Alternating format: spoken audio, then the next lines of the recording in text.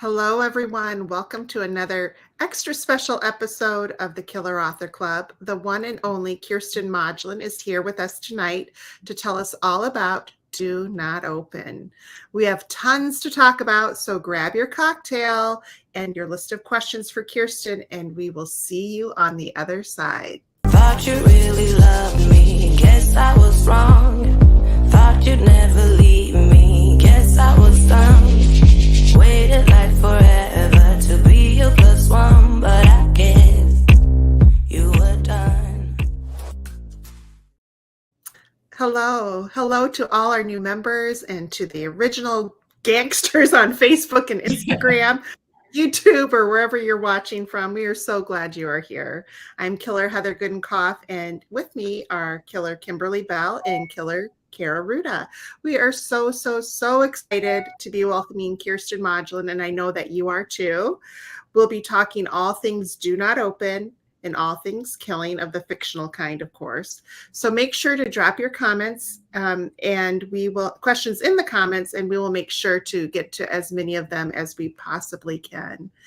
Kimberly, would you please do the honors and please introduce Kiersten? I would love to. Kiersten is an Amazon top 10 best-selling author of psychological thrillers. Her books have sold over 1 million copies and been translated into multiple languages. Kiersten is a member of the International Thriller Writers, Novelists, Inc., and the Alliance of Independent Authors. She is a KDP Select All-Star and a recipient of Thriller Fix's Best Psychological Thriller Award, Suspense Magazine's Best Book of 2021 Award, a 2022 Silver Falchion for Best Suspense, and a 2022 Silver Falchion for Best Overall Book of 2021. Kiersten grew up in rural Western Kentucky and later relocated to Nashville, Tennessee, where she now lives with her family. Her readers across the world lovingly refer to her as K-Mod. A binge-watching expert, psychology fanatic, and indoor enthusiast, love that, Kiersten enjoys rainy days spent with her favorite people and evenings with her nose in a book. Congrats, Kiersten, and welcome. Thank you. Thank you guys for having me. I'm so excited to be here. We're so glad you're here. Too. And we are going to dive into the book Do Not Open in great detail in just a minute. So drop your questions in the comments. But for now, can you give us the elevator pitch? Yeah. So Do Not Open, I like to call it my version of Misery. It is a modern day story about a female author who is kind of down on her luck and gets a chance to change her life potentially by meeting with her number one fan, and things do not go well. I loved it. And I saw on one of the comments on one of the threads somewhere, someone called it Misery on Crack. I saw that. I love it. I thought that was great. Yeah, so drop your questions in the comments. Karen and I will be scouring them to ask of Kiersten later in the episode. But first, let's talk about this special drink. Kara? Yes, it's time for the killer cocktail. Okay, the killers love our cocktails and mocktails and tasty drinks. So every episode, we ask our killer guests to come equipped with a favorite. And Kiersten, tonight's drink is the Grape Moscow Mule. So can you tell us why you picked this drink and why it's yummy? Yeah. So I actually chose this drink. I don't love grape flavored things, funnily enough. When I wrote the book, the main character's favorite flavor is grape. She loves grape lifesavers. That actually came across because I always keep like hard candy at my desk when I eat or when I write. And by the time I finished, or when I started writing that book, I had nothing but grape lifesavers left. And so I was like, okay, someone needs to like these, and I'm gonna have to make up someone who does. So when I was figuring out what cocktail I wanted to bring, I love Moscow Mules, and I was like, well, let's put a Mary twist on it. Mary is the main character in Do Not Open. And so it is actually really good, though. We had to make the simple syrup because it's like with grapes. So I don't know if you can see it. It's like purple, but it's really good. So I bet that would be yummy. That does sound good. Sounds good. Delicious. I'm going to try that. Yeah. Well, Cheers. Cheers. Congratulations. And we're going to talk more about the grape lifesavers a little bit later, I think, too. So great. So the Killers and I started the Killer Author Club about 2 years ago so that readers like you could chat with some of the best thriller authors in the biz. And our winter spring lineup includes superstars like Ruth Ware. Yes, the Ruth Ware is coming to the Killer Author Club on Tuesday, May 28th at our regular time. Sandra Block and CJ Box and so many more. Dates, times, past episodes can all be found at killerauthorclub.com. But tonight it's all about Kiersten and Do Not Open. So lots of people had rave reviews about this book. So this is from Noelle Ely, best-selling author of Run Unread. She says, oh my gosh, a mod yet. It's like Stephen King's Misery had a baby with the Hulu's The Patient. Master storyteller, and even the book's bleakest, most unflinching moments are treated so carefully that I always felt brave enough to keep reading. And then we have from Rob Sanborn, author of the Painted Soul series. He says, riveting, page-turning, heart-pounding. Nobody hooks readers better, and in this case, Modglin does it with a harpoon. A brilliant author at the top of her game. So, Kiersten, you are obviously a highly skilled killer. Now, the answer to our killer question, which is, when do you kill? So I am a very diligent about my schedule killer. So I like to kill between the hours of like 8 and 5. I feel like that's a good time. Then I can have a quiet evening with my family. But yeah, I feel like killing is my day job, and I get to spend a good amount of time every day doing it. So it's a lot of fun. I love it. You get all the gore. Yeah, the gore and all the other like negative energy from, the thriller part of it out of the way so you can have a nice, calm, peaceful evening, right? Exactly. Kill, go home, wash your hands. You do your business killing during the day, then you're all finished and ready for the evening. I love it. And I also love that you wrote this book in the daylight, because I had to read it in the daylight. Yeah, I don't have a lot of books that scare me the way this one did, but I definitely did my writing during the day for this one. Yeah. Absolutely. Absolutely. And so, we meet Mary, first of all, and she is in a really, really bad place. She's an author, but she's in a really tough place at the beginning of the book. Where did she come from? Oh man. So I think Mary, I said at the end of the book, I kind of had like a note to the reader. Mary comes from like the darkest parts of me, and I think a lot of my author friends. She's just, on top of dealing with a lot of personal stuff, just the creative part of her is so drained, and she's feeling really burnt out, and she can't find that muse. She can't get into writing. Which is, I think for so many of us, especially me, like that's been the one constant my entire life. That is what I go and do when I'm having a hard time. So I can't imagine not being able to do that when I'm having the hardest time. And so Mary was like that all the insecurities I have, but also she's like my greatest fear, I think, of hitting that moment where you just can't do it anymore. And some of my best books come from writing my greatest fears, so including this one. So yeah, she's a lot like me in a lot of ways. She's great. She's great. And she's so brave, which we'll talk about a little bit more down the road here as well.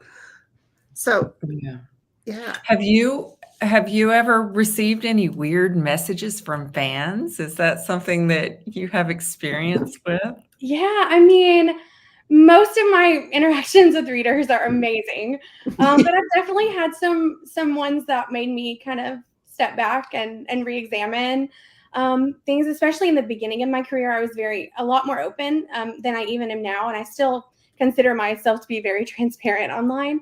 But when I first started publishing, my daughter wasn't born yet, and so like there were just a lot of things I didn't worry about as much as I do now, and so I think. Like I mentioned, writing this book, there were a lot of fears that go into it, social media and interactions with readers. And, you just never know when you're going to kind of cross the line, especially as a woman in this industry, and especially a public figure who's a woman. Yeah, like I said, most of the interactions have been amazing, but there have definitely been some, and some that might have been totally harmless, but invitations, places that you just don't know about, Yeah. Right.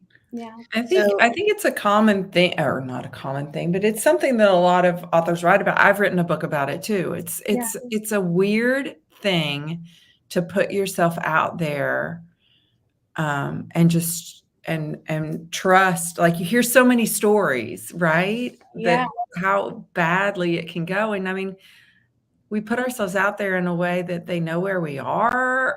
Like, Yeah. people can track us down if they really wanted to. And that's kind of a scary thing when your killer brain gets going, and Yeah, we're in dark places all day, but it is, you're always told don't post your location until you leave, but then you go to a signing and you have to post your location. Yeah. It's like, it's definitely a fine line to walk.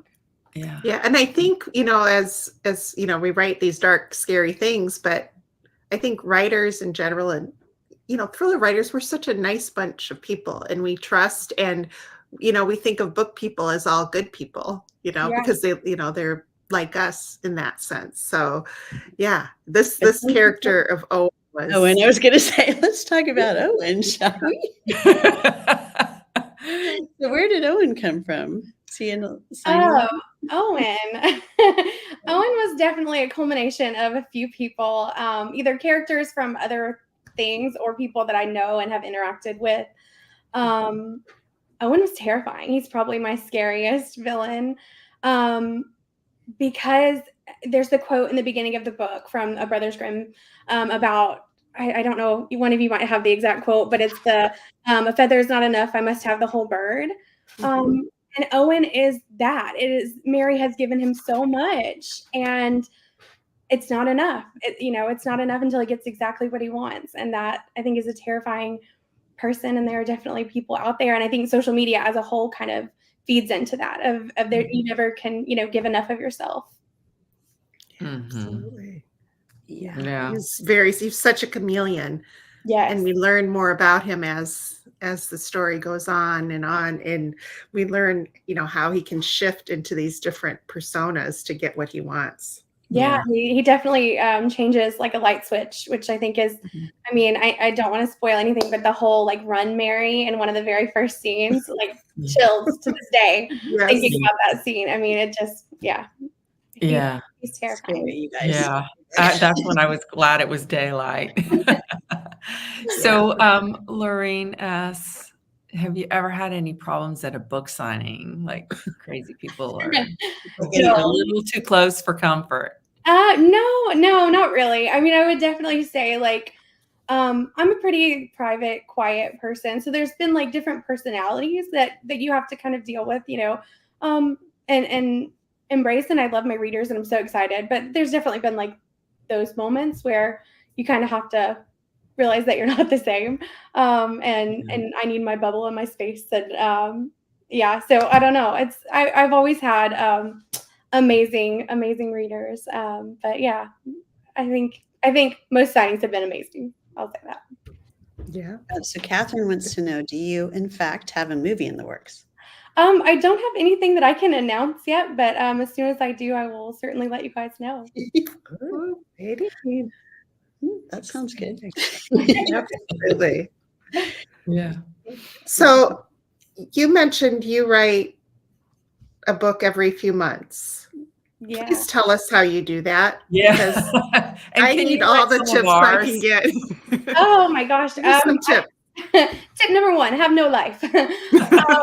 So no, truly, I am pretty boring. I stay at home all the time. Like I have one daughter, like I said, and she's not yet involved in many like extracurriculars. So we're not out running and doing all the things yet.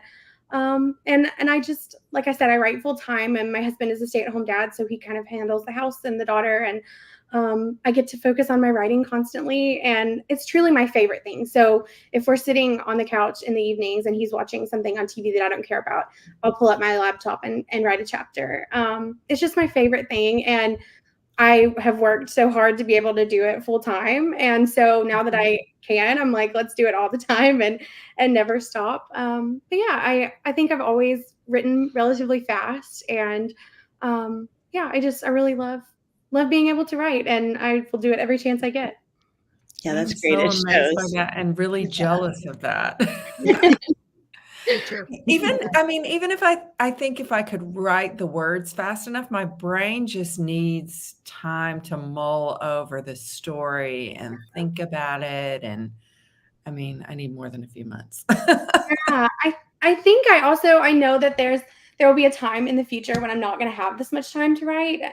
My career is going to get busier, our family's going to get busier, and so it's kind of like, run and catch up and get as far ahead as you can, and then if I have to slow down in the future, then that's okay. I'm almost at 50 books, so I'm like at 50 I can slow down. What? That's amazing. Oh, yeah. Amazing. Where do you get your ideas? Because it's just, where do you draw from? So a lot of mine truly come from my deepest fears. I have a book that I wrote about terrible neighbors when I was house hunting. I have a lot of books about vacation houses that we've been to. I have one. We went to a cabin in Gatlinburg, and the entire wall was glass.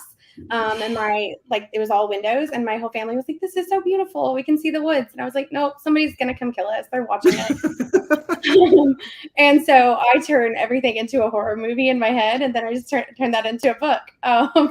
But then I also get ideas from other movies and books and news stories, and just I love to people watch and overhear conversations. And I keep an idea log on my phone, and so when it's time to just start a new story, I go pull it up, and it has at this point close to 100 ideas, I think. So it's pretty easy to just pull up and decide what I'm most excited about.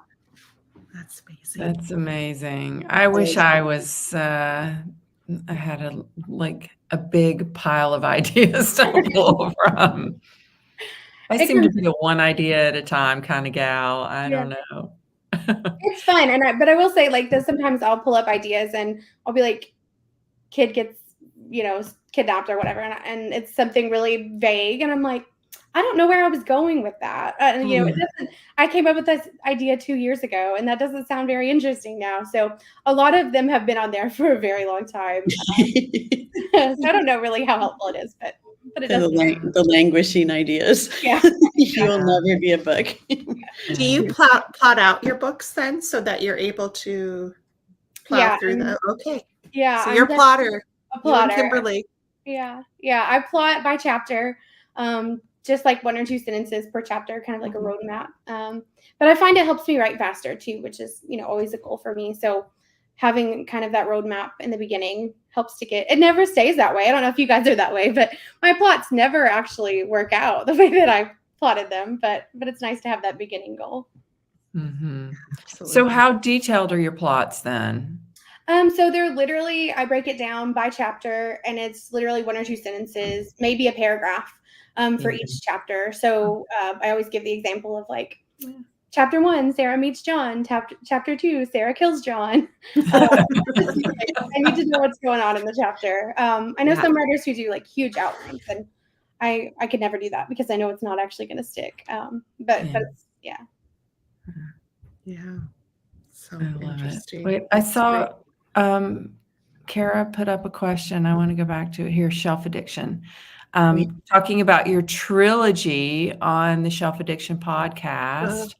Tell us about your trilogy. Is somebody else asked, is that your only series? Yes, Are your books standalones typically? So my books are typically standalones. I have 45. I'm getting ready to announce book 45.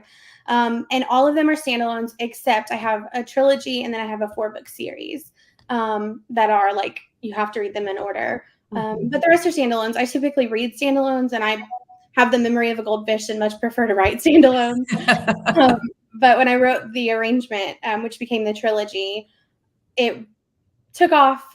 Readers were constantly emailing, asking for what happened next. And I had no idea. So then I had to figure out what happened next, and turned it into book 2, which then led to emails asking what happened next.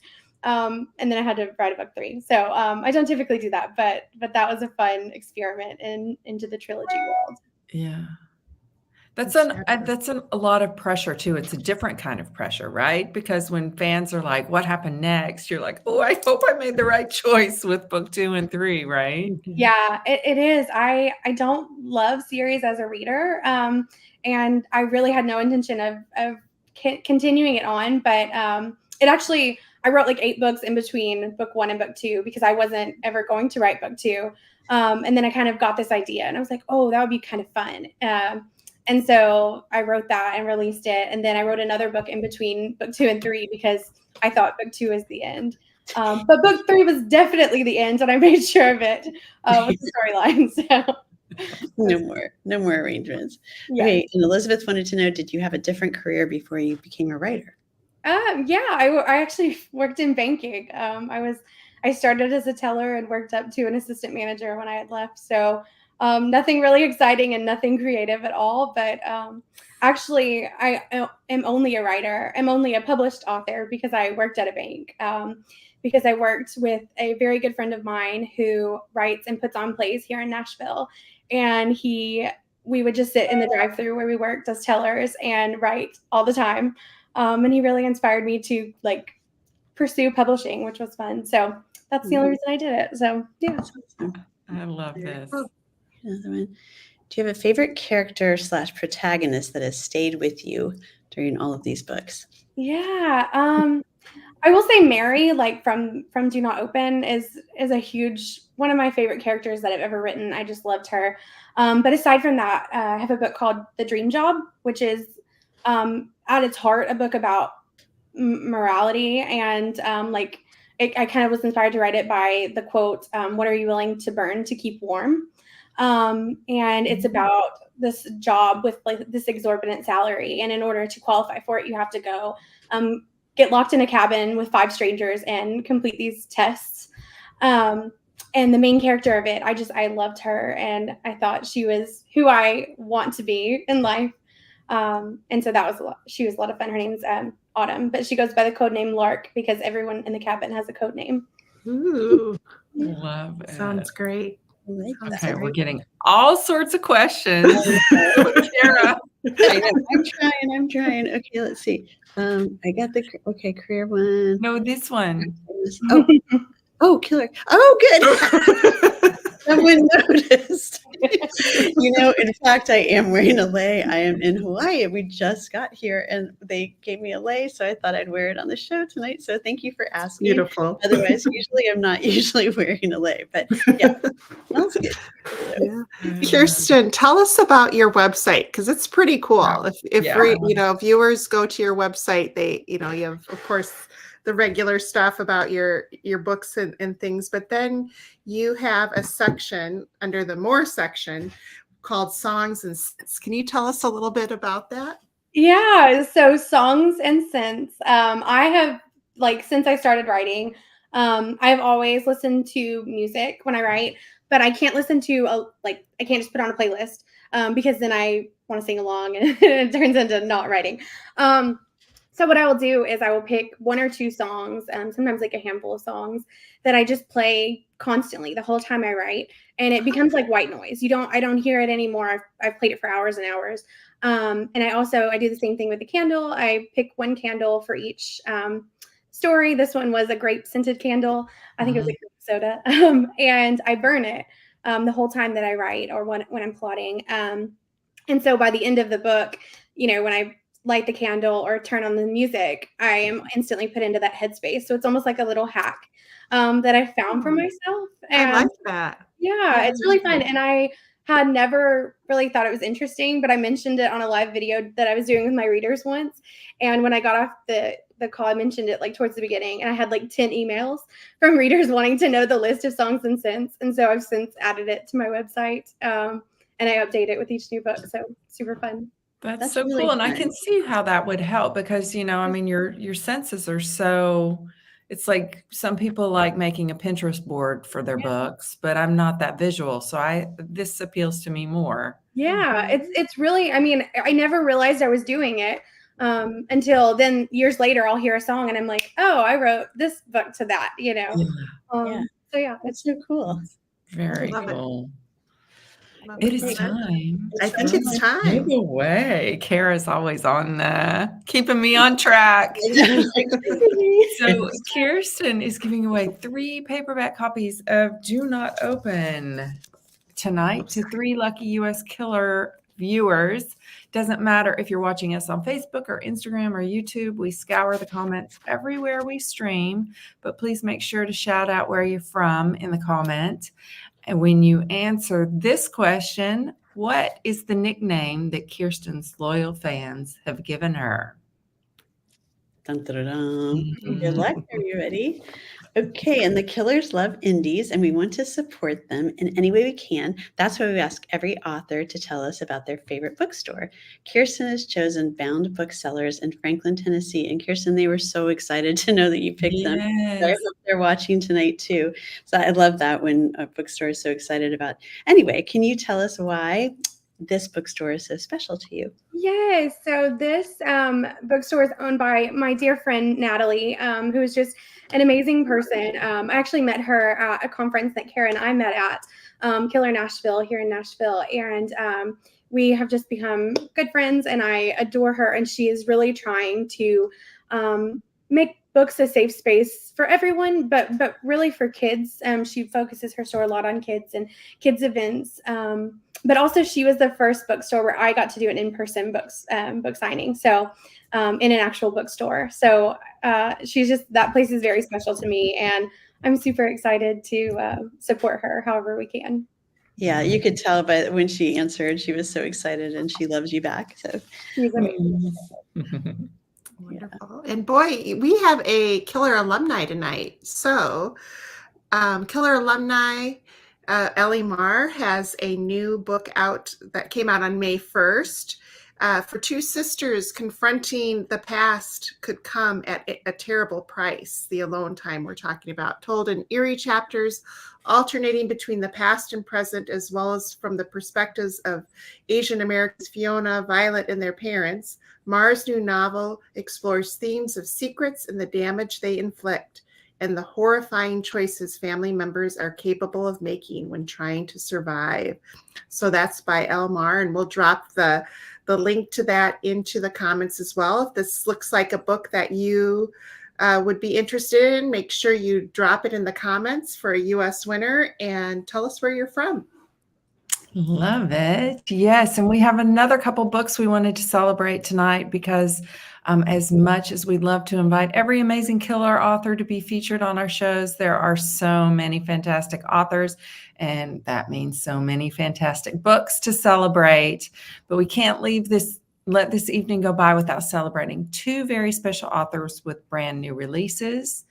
We have first The Return of Ellie Black by Emiko Jean. It's out today, and Emiko is giving away 2 copies to U.S. readers. Japanese-American small-town police detective Chelsea Calhoun's life is turned upside down when 18-year-old Ellie Black resurfaces in the woods of Washington State after disappearing 2 years earlier.